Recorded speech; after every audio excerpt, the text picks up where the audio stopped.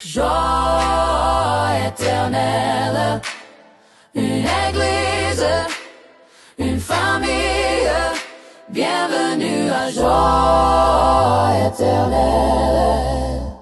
Amen. Amen. Est-ce que vous pouvez vous rapprocher s'il vous plaît? Ça vous dérangerait de vous rapprocher un peu?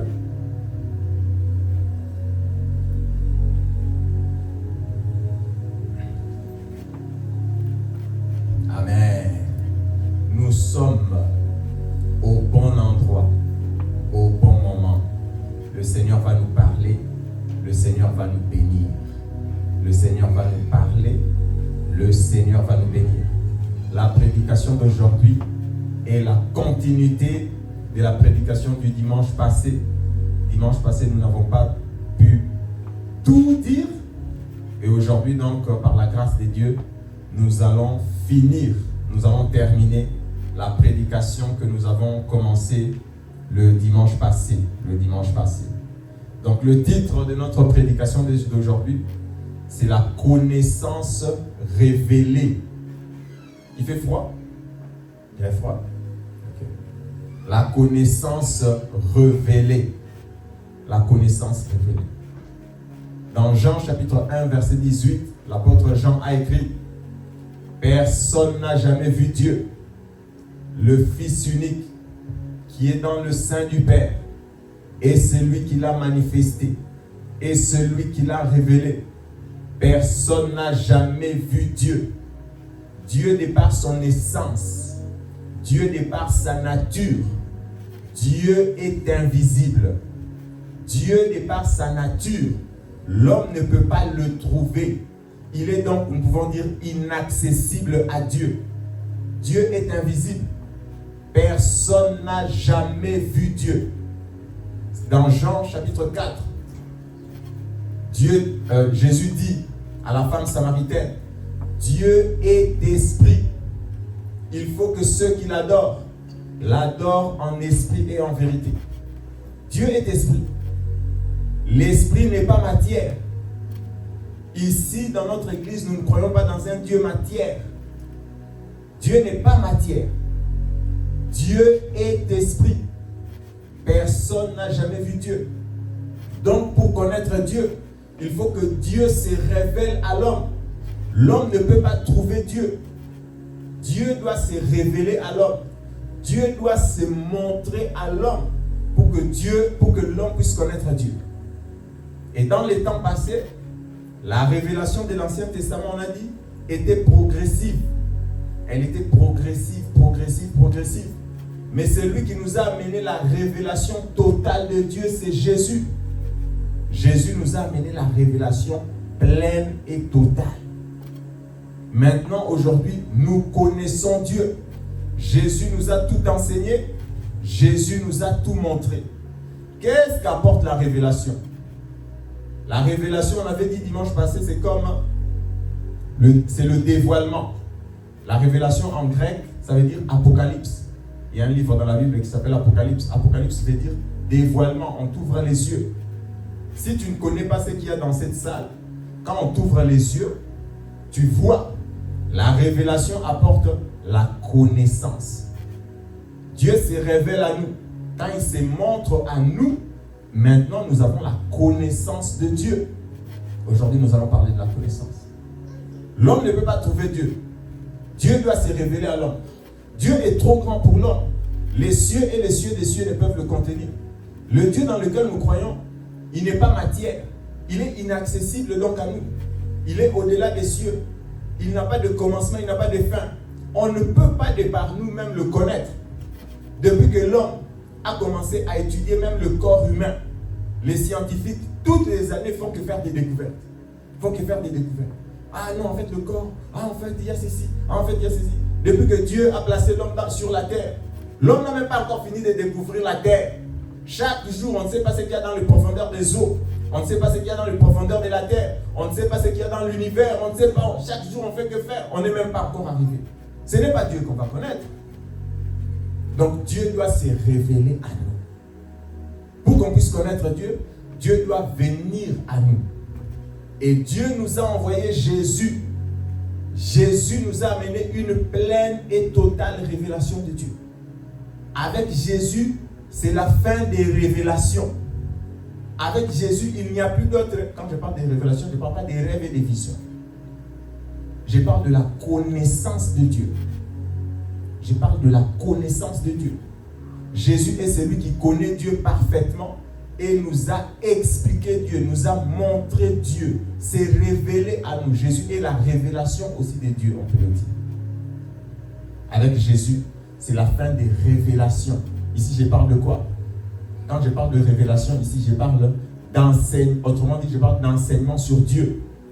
Moïse a enseigné sur Dieu. Élie a enseigné sur Dieu. Chacun avait sa portion, sa portion, sa portion. Nouvelle révélation. Jésus a enseigné tout sur Dieu. Il n'a rien caché. Jésus nous a tout enseigné sur Dieu. Personne n'a jamais vu Dieu.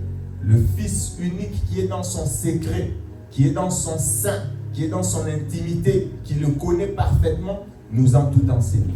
Jean 15, 15, Jésus a dit, je vous ai tout enseigné. Tout ce que j'ai appris de mon Père, je vous ai enseigné. Là, je suis en train de faire le résumé du dimanche passé. Je vous ai tout montré. Tout ce que j'ai reçu, tout ce que j'ai vu, c'est mon Père. Je ne vous ai pas caché. Je vous ai tout enseigné. Vous connaissez Dieu. Vous connaissez Dieu. Je vous ai tout enseigné. C'est pour ça que Jésus nous a prévenus. Plusieurs viendront avec des faux enseignements, des fausses doctrines. Mais Jésus nous a déjà tout enseigné. Jésus nous a déjà tout enseigné. On ne rajoute pas à la Bible. On ne tripote pas la Bible. On n'enseigne pas ce que Jésus n'a pas enseigné. Jésus nous a amené la révélation de Dieu, la connaissance totale du Seigneur. Amen. Éphésiens chapitre 3, excusez-moi. Éphésiens chapitre 3.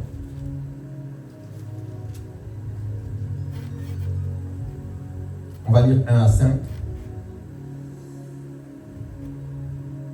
Et Éphésiens 3, 1 à 5. Je vais lire au nom de Jésus.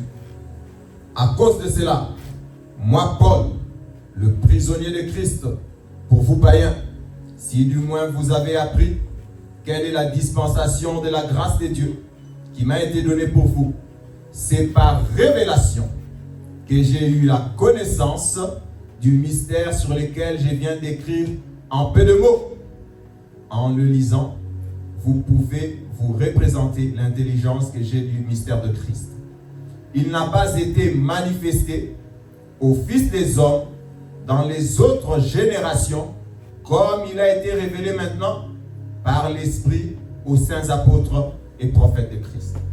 Il n'a pas été révélé à d'autres générations, verset 5, comme il est manifesté maintenant à nous, aux apôtres, aux prophètes, à ceux qui appartiennent à Jésus.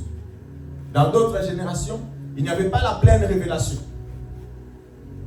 Mais Jésus nous a amené la révélation totale et parfaite de Dieu. Donc, il n'y a plus d'autres nouveaux enseignements. Jésus est venu, nous a enseigné tout ce qui concerne Dieu. Jésus est Dieu qui est venu nous enseigner Dieu. Jésus est Dieu qui est venu nous enseigner Dieu. Ce n'est pas un homme qui est venu qui nous enseigne Dieu. Jésus est Dieu qui est devenu un homme qui nous enseigne Dieu. Donc son enseignement est parfait. Ce n'est pas l'enseignement de Moïse. Ce n'est pas l'enseignement d'Élie.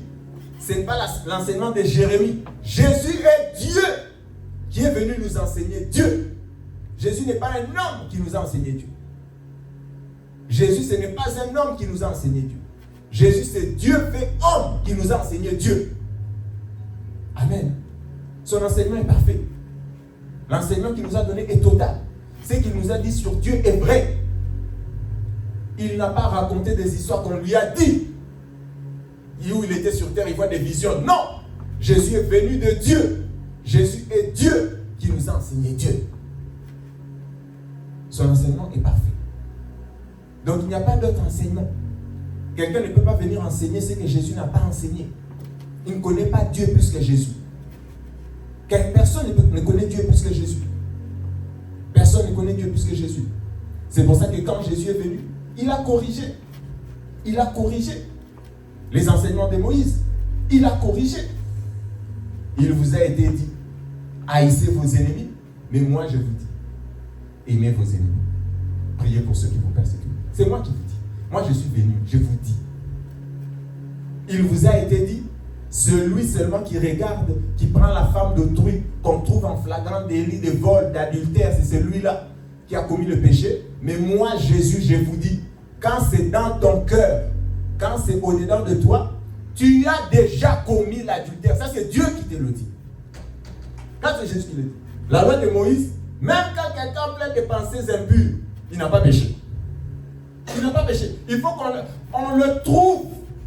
On a amené une femme devant Jésus. On a dit, en flagrant délit d'adultère, on va la jeter des pierres. Jésus a dit, bon, ok, c'est ce que vous allez faire. Ils l'ont posé la question pour le tenter. Qu'est-ce qu'on va faire maintenant? Parce que Moïse a dit, on l'a attrapé en flagrant délit. Voyez vraiment le flagrant délit. On t'attrape vraiment en flagrant délit. Donc, preuve à l'appui. Jésus a dit, ah ok, d'accord. Que celui qui n'a jamais péché, le premier prenne la pierre. Lance. Du plus grand au plus petit. Ils sont partis. Et Jésus, qu'est-ce qu'il a fait? Il a dit, je te pardonne. Je te pardonne, pars. Ne pêche plus. Pars et ne pêche plus. Ça, c'est Jésus. Ce n'est pas un homme qui nous enseigne Dieu. Moïse est un homme qui nous enseigne Dieu. Élie et tous les autres. Jésus est Dieu qui est devenu un homme qui nous enseigne Dieu. Il nous a donc donné la pleine connaissance de Dieu. Ici, je vais insister, surtout pour nous, certaines personnes qui aiment trop le combat spirituel. Nous ne combattons pas contre la chair et le sang. Hein? Les gens qui aiment haïr les hommes à cause du combat spirituel, tu haïs les sorciers de ma famille qui meurent.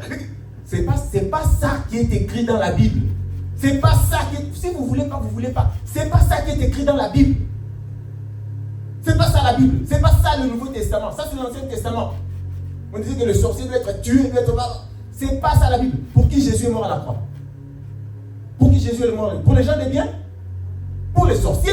Pour les magiciens? Pour tous les autres? Priez pour qu'ils se convertissent. Vous êtes là, vous êtes en train de les tuer dans les prières. On ne prie pas comme ça. On ne prie pas comme ça. On ne prie pas comme ça. On ne prie pas comme ça. On ne prie pas comme ça. On prie pour qu'ils se convertissent. On demande à Dieu de les toucher. On demande à Dieu de les changer. On paralyse leurs œuvres aussi. Mais on demande à Dieu de les changer. On ne prie pas pour qu'ils meurent. C'est pas ça la Bible. Nous ne combattons pas contre la chair et le sang. Ça veut dire que les êtres humains ne sont pas l'objectif de notre combat spirituel. Ce sont les esprits qui les manipulent, contre lesquels nous combattons. On mélange tout. On commence à haïr les hommes. Quand tu pries pour que quelqu'un meure, dans ton cœur, il y a quoi? Il y a quoi? Il y a la haine. Il y a la méchanceté. Il y a la dureté. Non. Non. On ne fait pas ça. Une fois Jésus passait une bourgade, il est écrit dans la Bible, chez les Samaritains. Jean et Jacques, parce qu'on n'avait pas reçu Jésus dans cette bourgade, ils ont dit, Seigneur, tu veux maintenant, avec leur onction, parce que Jésus leur avait donné la puissance, Seigneur, maintenant tu veux qu'on demande le feu pour que ça descende, que ça brûle ces gens. Parce que Jésus a dit, c'est quoi? Le Fils de l'homme n'est pas venu pour perdre les âmes. Venez au bar. Jésus les a réprimandés sévèrement. Lisez, allez lire. Jésus les a réprimandés. Il a dit que, mais c'est quel esprit qui vous anime là? Il leur a dit clairement, vous ne savez pas de quel esprit vous êtes animé. Le Fils de l'homme n'est pas venu dans ce monde pour perdre les âmes, mais pour sauver. Avec l'onction. Ah, moi je suis le pasteur. J'ai la capacité de démolir. Non. Dieu ne nous a pas établis pour ça. Dieu ne m'a pas établi pour commencer à maudire les gens. Non! Non, Dieu ne m'a pas établi. Moi, Dieu ne m'a pas appelé. Dieu ne m'a pas appelé pour ça. Dieu nous a appelés seulement pour bénir. Seulement pour bénir. C'est ce que nous allons faire jusqu'à la fin. Seulement pour bénir. Seulement pour bénir. Il ne faut pas être là, tu prends la puissance de Dieu, tu commences à faire des choses. Ce n'est pas bien. Les chrétiens, vous avez la puissance. Ne maudissez pas les gens. Ah Seigneur, qu'il meure. Moi, j'ai déjà vu un témoignage comme ça. C'est pour ça que je le dis. Parce que ce sont des choses que j'ai déjà vu quelqu'un qui a témoigné. qui a témoigné. J'ai prié la nuit, j'ai pris un temps de prière. Et demain matin, j'ai vu la personne est morte. C'est vrai ce que je vous dis. Il dit qu'un témoignage. J'ai prié la nuit au nom de Jésus. J'étais combattu au travail. Que ce monsieur-là vraiment ça va. Et le matin, il est mort. Dieu m'a répondu. Ah. Moi, je ne vais pas prier comme ça. Je ne vais pas prier comme ça. On ne prie pas comme ça. Amen. Donc Jésus est venu nous enseigner Dieu. Il nous a montré l'amour de Dieu. Dieu veut sauver les âmes. Dieu veut sauver. Jésus nous a amené la pleine révélation. Et par la révélation que Jésus nous a apportée, il nous a donc ouvert les yeux. Nous avons la connaissance de Dieu. La connaissance parfaite de Dieu. Les gens de l'Ancien Testament ne connaissaient pas parfaitement Dieu. Ce n'est pas une connaissance parfaite, c'était une connaissance progressive. Jésus nous a amené une connaissance parfaite de qui est Dieu. Si tu veux connaître qui est Dieu, où bat son cœur, où sont ses priorités, on regarde à Jésus. On regarde à Jésus. C'est pour ça qu'il y a des gens, quand ils lisent l'Ancien Testament, ils ne trouvent pas Jésus. Ils font seulement Mephibosheth, tout ça c'est bien, mais le grand héros de la Bible, c'est Jésus. Toutes les Écritures parlent de Jésus. Si tu lis l'Ancien Testament et que toi tu ne trouves pas Jésus, tu es à côté. David, tout ça c'est bien. Tout ça c'est bien. Mais tu dois voir Jésus. Chacun a parlé de Jésus de manière progressivement. Donc Jésus nous a amené la connaissance parfaite et totale de Dieu. Aujourd'hui, nous n'avons plus d'excuses. La révélation est là. Nous avons reçu la connaissance. Jésus a dit, vous connaîtrez la vérité. La vérité vous affranchira. La vérité vous libérera. Ici, je vais encore dire une chose. Il faut connaître. Il faut connaître. On ne dit pas la prière vous affranchira. Non, c'est pas ce qui est écrit. C'est pas ce qui est écrit. C'est pas écrit la prière vous affranchira. C'est écrit la vérité vous affranchira. Les gens qui prient sans connaissance. Useless prayer. Donc du bruit. C'est écrit la connaissance vous libère. La prière est un outil que tu as avec ta connaissance. Ce n'est pas la prière pour la prière. 10 heures de prière. Qu'est-ce que tu dis? Avec quelle connaissance? C'est écrit que c'est la connaissance qui libère, pas la prière. Vous mélangez tout. Vous pensez, j'ai pris beaucoup, j'ai pris beaucoup, j'ai pris beaucoup. Tu pries beaucoup, tu dis quoi? La connaissance libère. La connaissance libère. La prière est un acte qui doit être accompagné de connaissance. Pour venir ici, tu connais le chemin. Tu ne parles pas du temps. Je parle avec Dieu. Non, tu dois connaître et puis prier. Faire aucun effort. Les gens ne fournissent aucun effort pour avoir la connaissance. C'est la connaissance qui libère. C'est la connaissance qui libère.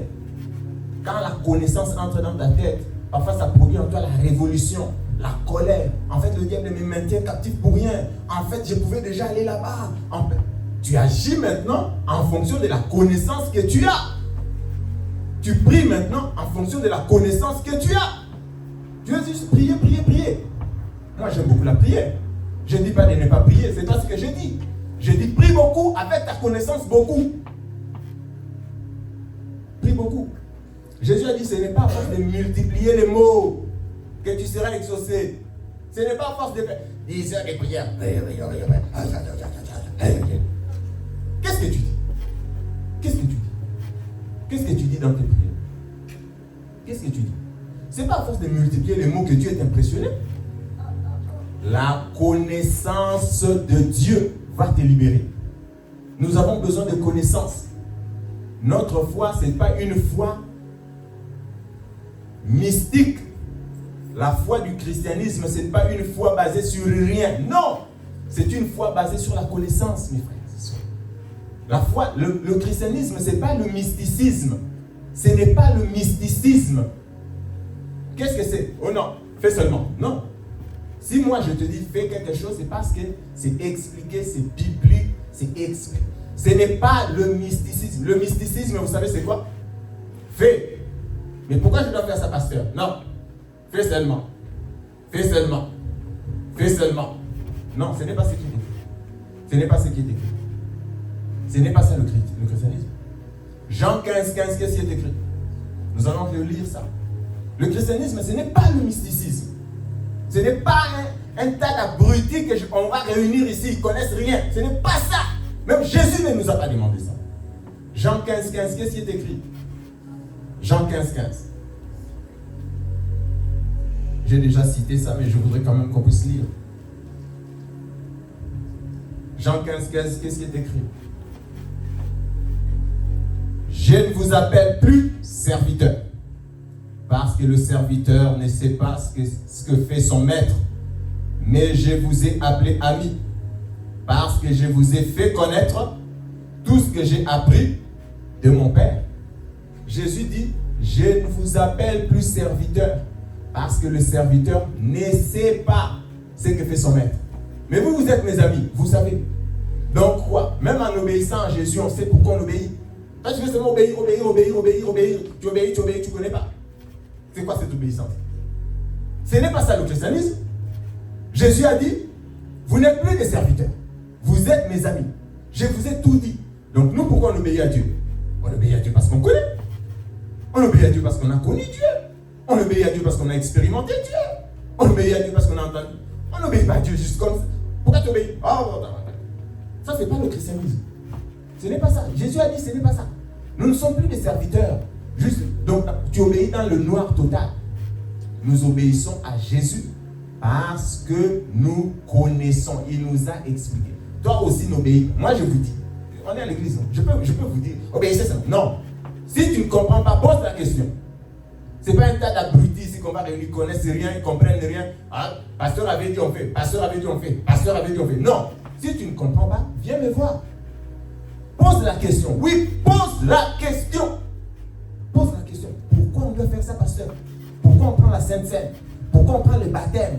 Pourquoi on chasse les démons? Moi, je ne comprends pas. Je ne suis pas d'accord. Viens me voir. C'est bien. C'est une très bonne chose. C'est une très bonne attitude. Parce qu'une personne comme ça, quand tu vas l'expliquer, elle va bien croire. Elle peut même expliquer aux autres. C'est ça l'objectif. Moi, je ne suis pas là pour... Maintenant, quand on te dit pourquoi tu fais ce que tu fais là, tu ne sais pas. Notre pasteur avait dit, il est à l'église. On vient à l'église, on ne le trouve pas. On vient à l'église, on ne le trouve pas. Non. Quand on te pose la question, pourquoi tu pars à l'église tous les dimanches? Tu dois être capable d'expliquer. Pourquoi je pars? Quel est le bénéfice d'aller à l'église? On n'est pas là juste pour réunir des gens, ils ne comprennent pas, ils sont là seulement. Non, on n'est pas ici pour vous. Ça, c'est le mysticisme. Le mysticisme, il y a de l'ignorance dans l'obéissance. Donc, ils obéissent sans connaître. Ils sont là seulement comme des moutons qu'on amène. Non. Jésus nous a tout expliqué. Jésus nous a tout expliqué. Donc, moi aussi, j'ai obligation d'expliquer. Si Jésus a expliqué, si tu ne comprends pas, viens me voir. Moi aussi, j'ai obligation de tout expliquer jusqu'à ce que tu vas comprendre. Oui, j'ai l'obligation. Jésus a expliqué. Jésus n'a pas expliqué. On va poser la question, pasteur. Dis, tu m'as trop posé des questions. C'est fini. Bah, je veux plus. Non, pasteur. Si tu viens me poser la question, je dois t'expliquer. Je dois t'expliquer. C'est ça le christianisme. Ce n'est pas le mysticisme. Faites la différence. Vous voyez ce que je suis en train de vous dire. Ça va beaucoup vous sauver. Faites la différence entre le christianisme et le mysticisme. Le christianisme, sa foi, sa doctrine, son origine est basée sur la connaissance. Tu dois connaître. Tu dois connaître. C'est pour ça que j'ai demandé dimanche prochain à notre sœur Marthe d'amener des cahiers et des stylos. Tout le monde aura son cahier et son stylo. Comme ça, tu prends des notes, tu m'amènes tes questions. Pourquoi je dis ça? Cette année, nous sommes allés, Jésus a dit, faites de toutes les nations mes disciples. En faisant quoi? Enseignez-leur tout ce que je vous ai prescrit. Jésus a dit, enseignez. Donc, on ne fait pas des disciples des ignorants. Jésus a dit, faites des nations des disciples en les enseignant. Mais celui à qui on enseigne, qu'est-ce qu'il fait? Il est juste sur la chaise comme ça, comme vous êtes assis, sans cahier, sans stylo. Quand tu es à l'école, c'est comme ça qu'on t'a... Ah là, les étudiants, là. Quand vous êtes à l'école, c'est comme ça qu'on vous enseigne. Vous avez des laptops, là, vous prenez des notes. Jésus a dit, enseignez. Ah, on va lire. On va lire. Jésus a dit, enseignez. Quand on t'enseigne, qu'est-ce que tu fais? Toi, tu retiens, tu as un cerveau automatique, tu retiens tout. Non. Quand on enseigne, on prend des notes. On pose des questions. On ne peut pas faire une église juste un centre de réjouissance. Un centre de... juste, comment on appelle? Il y a du show, il y a la puissance. Oh oui, tout ça c'est bien, mais un centre de connaissance. Jésus a dit, Matthieu chapitre 28. Matthieu chapitre 28.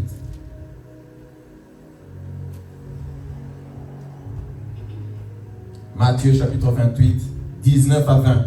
Ça c'est vraiment notre motto de cette année. La direction que le Seigneur nous a donnée cette année. Matthieu chapitre 28, 19 à 20. Qu'est-ce qui est écrit? Allez, faites de toutes les nations des disciples, les baptisant au nom du Père, du Fils et du Saint-Esprit, et enseignez-leur à observer tout ce que je vous ai prescrit. Et voici, je suis avec vous tous les jours, jusqu'à la fin du monde. Jésus a dit quoi? Lui dit d'obéir comme ça, obéissez. Non, Jésus a dit, enseignez. Donc tu es en train de, quand tu enseignes, tu fais quoi? Tu es en train de donner une certaine connaissance aux gens. Amen. Enseignez. Jésus a enseigné, il a dit, je vous ai montré tout, je vous ai tout enseigné. Vous n'obéissez pas gratuitement. Enseignez-leur. Il y a des gens qui partent à l'université. Est-ce que quand on t'enseigne à l'école, toi tu es juste là assis comme ça? Tu prends des notes. Parfois tu vas aller voir ton professeur, tu lui dis que mais ici c'était pas trop clair, etc. Explique-moi. Mais c'est ça, enseigner. À l'église, on vient aussi pour être enseigné. Mais ici, c'est pas la science. Ici, c'est les enseignements que Jésus nous a amenés des cieux. Enseigner. Donc quand on enseigne aussi à l'église, les gens pensent qu'on va juste enseigner, tu es là, tu es assis. Ça, c'est quelqu'un qui reçoit l'enseignement. Dimanche prochain, quand je vais venir, je ne vais pas le faire maintenant. Si je pose la question, qu'est-ce qu'on avait prêché dimanche passé? C'était quoi le verset? Si tu n'as pas ça en tête, c'est pas obligé d'avoir ça en tête d'ailleurs. Tu prends tes notes, tu revois. C'est correct? C'est correct. Mais si je dis maintenant, et les notes, 0, et dans la tête, 0, tout 0. Non, ça c'est pas être enseigné ça. Ça vous me faites perdre mon temps. Ça je vais perdre mon temps. Non. Nous sommes en train d'être enseignés. Et moi, ce que je prêche, je n'invente pas. Je n'invente pas. Je vous ai toujours dit, moi, je n'invente pas. Ce sont des prédications, certains, on m'a prêché. Et je reprêche. Je le dis clairement, je reprêche. Je reprêche. On va inventer la Bible. Vous pensez qu'on invente? On n'invente pas. Les prédications ici, ce sont les prédications que Paul a prêchées. Nous, on lit la prédication de Paul. À Timothée, il a écrit ça à Timothée. C'est ce qu'on fait, on reprêche. Oh. Quand il a écrit aux Éphésiens, on lit, il a écrit ça aux Éphésiens. Quand on vient, on reprêche. Quand mon pasteur me prêche, ça c'est une belle prédication, je garde. Ça m'a touché, je garde. Je reprêche. Ça devient ma prédication. Ça devient ma prédication. Toi aussi, quand tu écoutes plein de prédications, tu reprêches. C'est ta prédication. Tu reprêches avec tes mots, avec ton caractère, avec ton énergie. Tu reprêches. C'est ta prédication. C'est ta prédication. Non, c'est pas ma prédication, c'est ta prédication. Enseignez-leur. Donc à l'église, on vient aussi pour être enseigné. La foi du christianisme, c'est pas l'ignorance. Évitez ça. Jésus a dit, vous connaîtrez la vérité. Des chrétiens qui ne veulent pas connaître, qui ne veulent rien connaître. Notre pasteur avait dit, notre pasteur avait dit, notre pasteur avait dit. Non, pas notre pasteur avait dit. Chacun rendra compte pour son âme. Chacun rendra compte pour son âme. Devant Dieu, tu ne diras pas ton pasteur avait dit. Je vous le dis. Devant Jésus-Christ, devant son jugement, il est écrit, chacun de nous rendra compte pour son âme.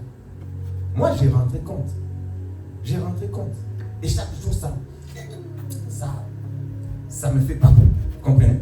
Je sais que je dois passer devant le jugement de Dieu. Ça me fait peur, je peux le dire comme ça. Je ne veux pas me présenter là-bas comme quelqu'un. Non, moi je crois que Dieu va me juger. Je crois vraiment que Dieu va me juger. Si je prêche des âneries, Dieu va me juger. Je ne peux pas faire n'importe quoi. Et il y a des chrétiens qui pensent qu'ils ne seront pas jugés. Le jugement de Dieu est vrai. Et le jugement de Dieu s'en vient. Jésus revient. Le jugement de Dieu est vrai. Tu es en train de niaiser. Le jugement de Dieu va tomber sur ta vie. Tu ne m'appelleras pas. Je ne viendrai pas non plus. Parce que moi-même, je dois répondre pour mes propres choses. Toi-même, tu dois répondre pour tes choses. Mais maintenant, là, c'est le temps de prier les uns pour les autres. S'exhorter, s'aider. Mais devant le jugement de Dieu, il n'y a plus d'aide. Tu vas répondre toi-même. Tu vas répondre toi-même. Même tes enfants ne répondront pas. Moi, je veux dire...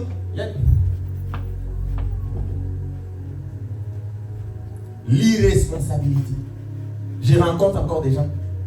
Il a 48 ans, 52 ans. Ce sont les liens de notre famille. C'est la lien de notre famille qui font que moi je ne prospère pas. Tu penses que c'est ça que tu vas dire devant Dieu?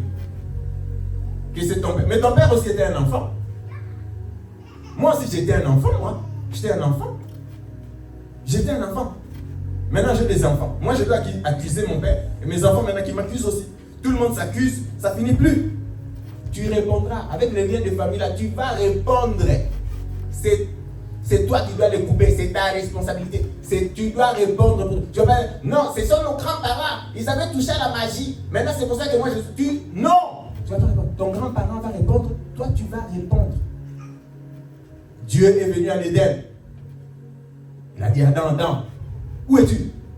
Non, ce n'est pas moi. C'est la femme que tu m'as donnée. Ça, il avait échappé. Dieu punit tout le monde. Toi, tu vas souffrir, tu vas travailler. Toi, tu vas engendrer par douleur. Toi, tout le monde aura sa part. Il pensait que l'être humain, même jusqu'aujourd'hui, on a toujours cette tendance-là. Pourquoi Adam, tu as mangé les fruits? C'est la femme. Bon, moi, j'ai des enfants. Quand je vois l'aîné, il y a qui a versé l'eau?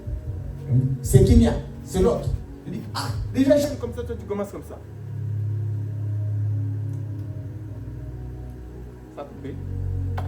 Je lui dis, déjà jeune comme ça, toi tu commences à accuser les autres. Pourquoi ça s'est passé comme ça?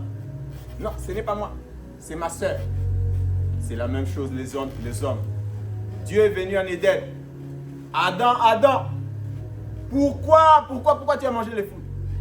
Seigneur, ce n'est pas moi. C'est la femme que tu m'as donnée. On voit la femme. Mais pourquoi as-tu fait ça? Ce n'est pas moi.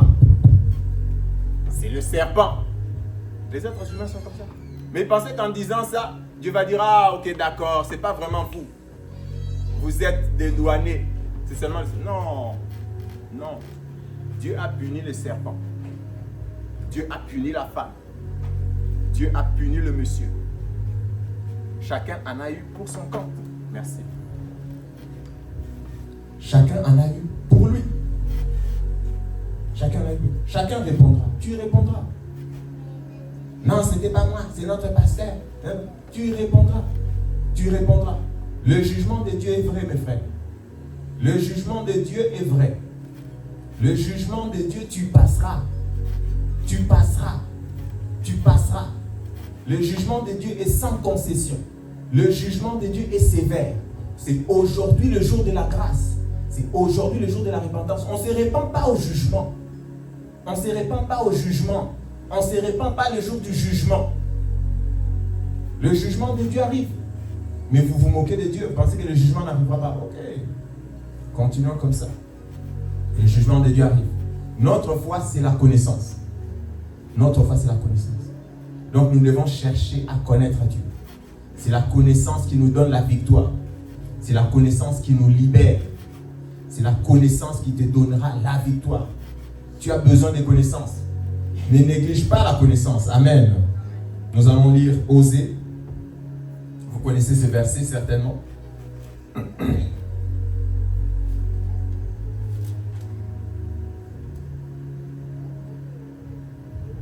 Osée.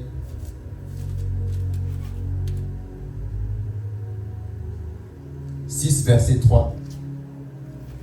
Osée chapitre 6, verset 3.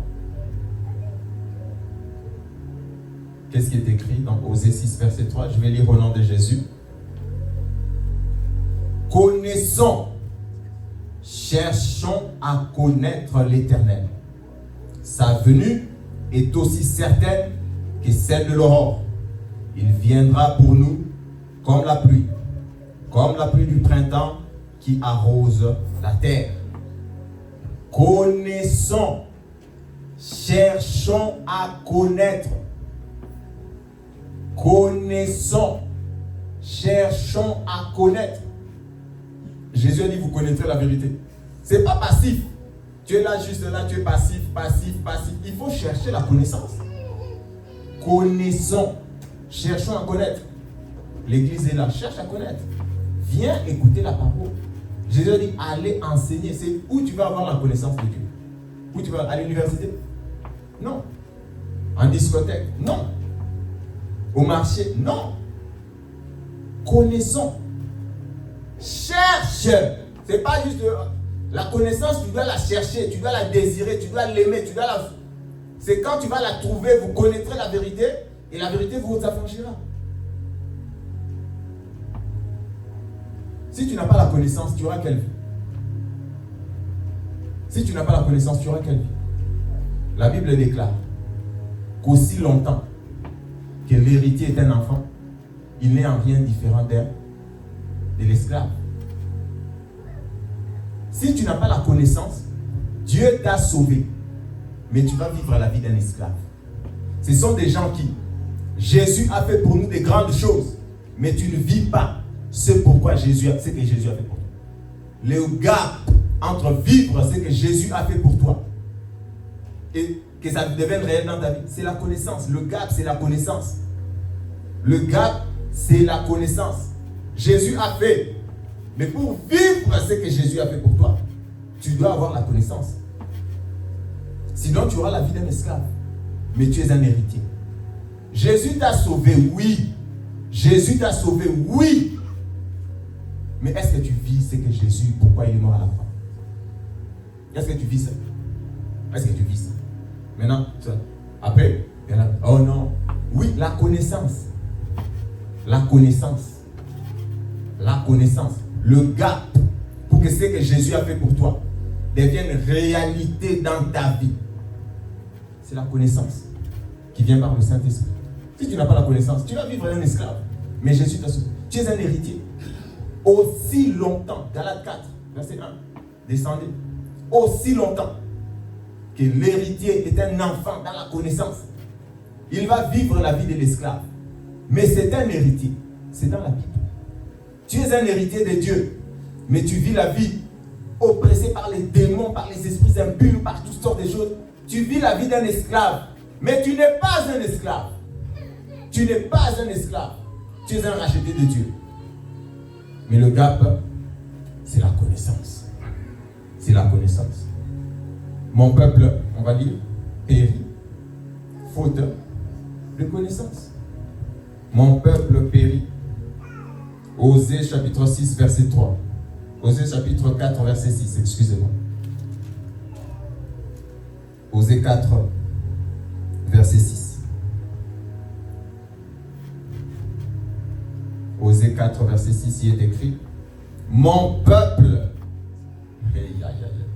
est détruit parce qu'il lui manque la connaissance. Puisque tu as rejeté la connaissance, je te rejetterai. Tu seras dépouillé de mon sacerdoce. Puisque tu as oublié la loi de ton Dieu, j'oublierai aussi tes enfants. Mon peuple, pas le peuple de quelqu'un d'autre. Dieu dit mon peuple. Mon peuple. Pas le peuple étranger, mon peuple. Dans le Nouveau Testament, Dieu va dire ça comment? Mes enfants, pour lesquels Jésus est mort à la croix, périssent faute de connaissance. Aujourd'hui, quand tu es né de nouveau, dans le Nouveau Testament, le problème, oui, le diable existe toujours, je le dis, mais le problème, c'est d'abord ta connaissance, ton ignorance qui te fait défaut, qui donne accès au diable. Ce qui donne accès au diable, c'est ton ignorance. C'est pas que le diable n'est pas tout puissant. On ne prêche pas ici un diable tout puissant. Non. Jésus a dit le malin. Délivre-nous du malin qui passe par ton ignorance. Ce n'est pas un tout puissant. Ce n'est pas un tout puissant. Le diable. Aussi, il est tout puissant. Pourquoi il ne détruit pas toutes les églises? Il brûle les chrétiens. Il n'est pas tout puissant. Mon peuple périt faute de connaissance. Les enfants de Dieu périssent faute de connaissance. Et Jésus a dit enseignez. C'est pour ça que l'église est là. On ne te demande rien, on te dit viens avoir la connaissance. On ne te demande rien, on dit viens recevoir la connaissance. Viens, on va t'enseigner et tu vas avoir une vie victorieuse. Vous connaîtrez la vérité vous libérera. Tu vivras une vie de liberté totale. C'est tout ce qu'on te demande. On ne te demande rien. Toi, tu ne veux pas. Tu veux seulement prier. Prier avec quoi? Avec ignorance. Mon peuple périt faute de connaissance. Mon peuple périt faute de connaissance. Et aujourd'hui, quand vous lisez dans Osée, qu'est-ce qui est écrit? Faute de connaissance, là vient d'où? Lisez, vous allez voir. Le manque de connaissance vient d'où? Du rejet de la connaissance. 4, verset 6. Qu'est-ce qui est écrit? Puisque tu as rejeté la connaissance. Le manque de connaissance aujourd'hui vient de quoi? Tu rejettes la connaissance.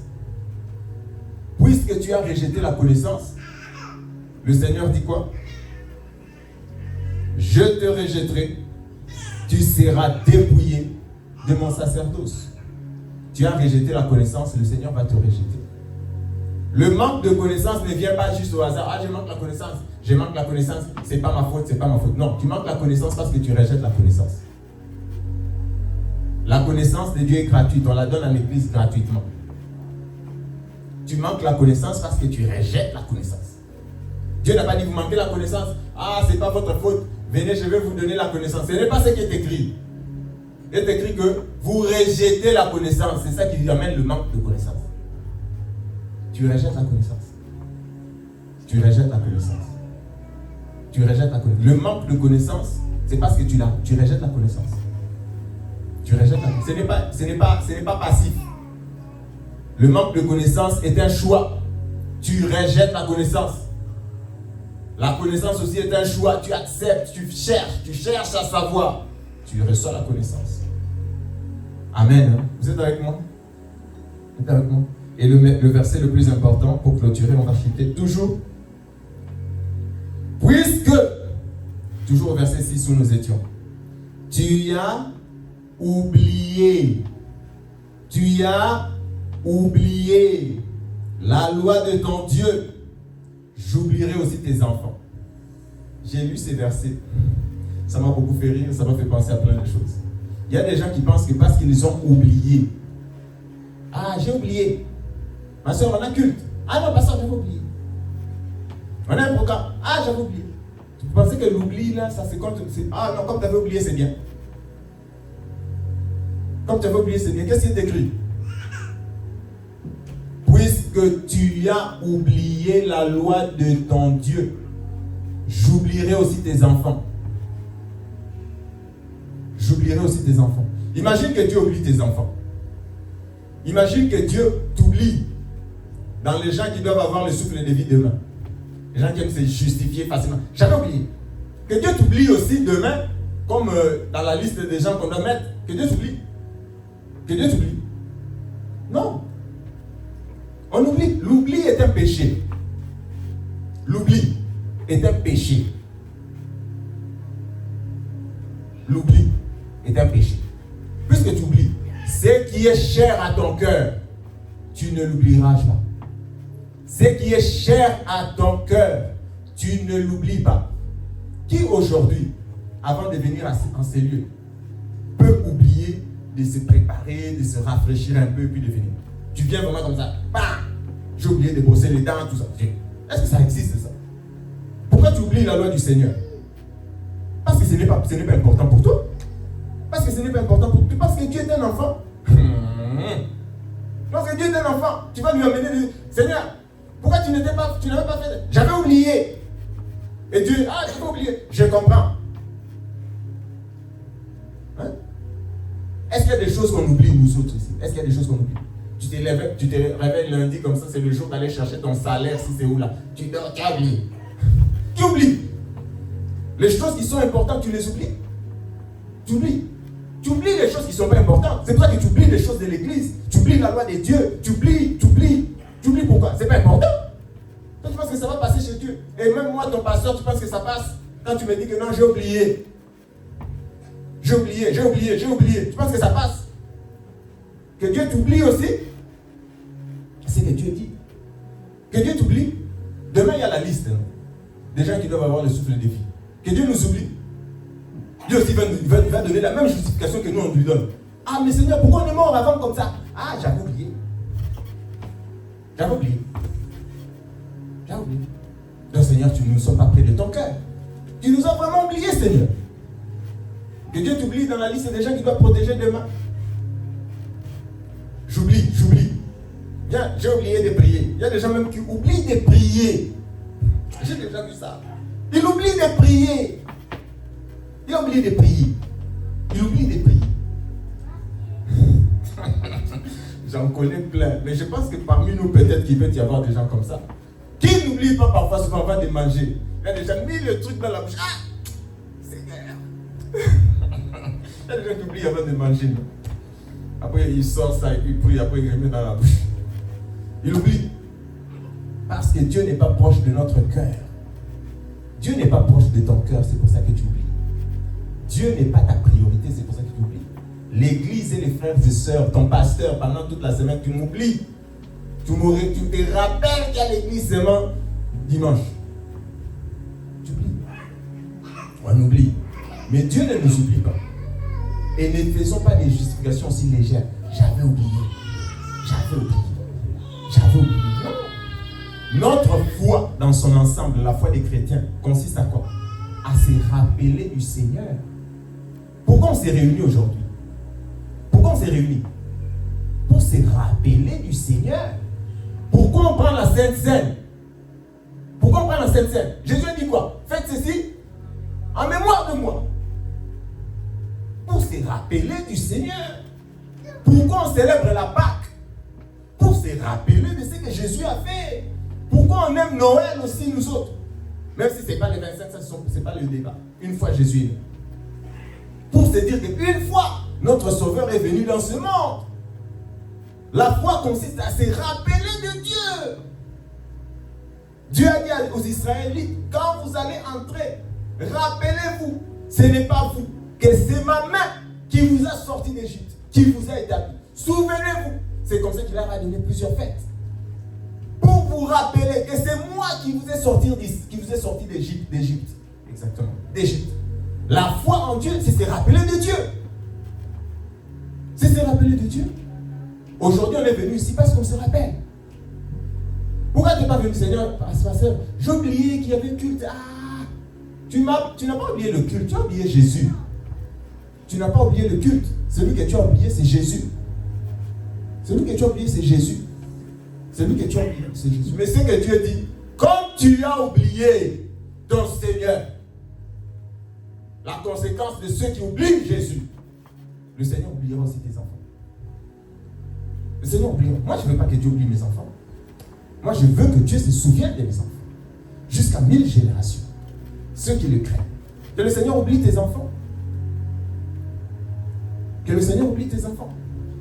Non, notre foi, c'est se rappeler du Seigneur. Nous sommes ici pour nous rappeler du Seigneur. Nous prendrons la Sainte Seine au début du mois pour nous rappeler du Seigneur. Hébreux chapitre 6, on va clôturer, excusez-moi.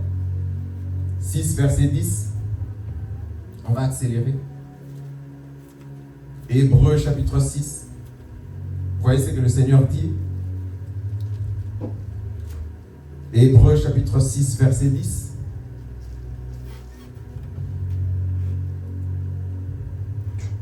Hébreux 6, verset 10. Qu'est-ce qui est écrit? Car Dieu n'est pas injuste. Pourquoi? Pour oublier votre travail et l'amour que vous avez montré pour son nom, ayant rendu et rendant encore des services aux saints. Dieu n'est pas injuste pour oublier. Ceux qui oublient, ce sont les injustes. Dieu n'est pas injuste. Dieu peut dire aussi j'ai oublié. Mais la Bible dit Dieu n'est pas injuste pour oublier ce que vous faites pour lui. Pour oublier que tu viens à l'église. Pour oublier ce que tu rends, les services que tu rends au sein. Dieu n'oublie pas. Dieu n'oublie rien. Même un verre d'eau, il est écrit dans la Bible. Dieu te le rendra. Dieu n'oublie pas. Les choses de Dieu, on n'oublie pas. Je vais vous dire la vérité. C'est ça qui est la vérité. Les choses de Dieu, on n'oublie pas. On ne se justifie pas devant Dieu. J'avais oublié. C'est être injuste. Tu oublies dimanche. En fait, tu n'oublies pas. Tu méprises Dieu. Tu oublies de prier. En fait, tu n'oublies pas. Tu te dis que sans Dieu, tu vas faire. C'est ce que tu penses. C'est pour ça que tu ne pries pas. C'est comme ça que Dieu l'entend. J'ai oublié de prier. Non, Dieu, il sait que tu t'es dit que non, je vais faire. Même si la prière, ça ne va pas rajouter quelque chose. Je vais le faire sans la prière. C'est pour ça que tu oublies de prier. Toi, tu n'oublies pas. Tu méprises Dieu. Tu méprises Dieu. Tu méprises Dieu. Notre foi consiste à se rappeler du Seigneur. Se rappeler du Seigneur. N'est pas rejeter la connaissance. Se rappeler du Seigneur. Amen. Amen. C'est la parole de Dieu pour aujourd'hui. Nous allons prier. Nous allons prier. Demande à Dieu, Seigneur, donne-moi la connaissance, d'être assidu dans la quête de la connaissance, que je sois un véritable disciple, celui qui veut recevoir la connaissance, connaître Dieu. Jésus est venu nous a enseigné Dieu. La connaissance est disponible. Il ne faut pas rejeter la connaissance. Il faut recevoir la connaissance. Que Dieu te donne la connaissance. Tu vas prier pour que Dieu te donne la connaissance de la vérité, afin que tu vives une vie de totale liberté. Nous prions au nom de Jésus de Nazareth.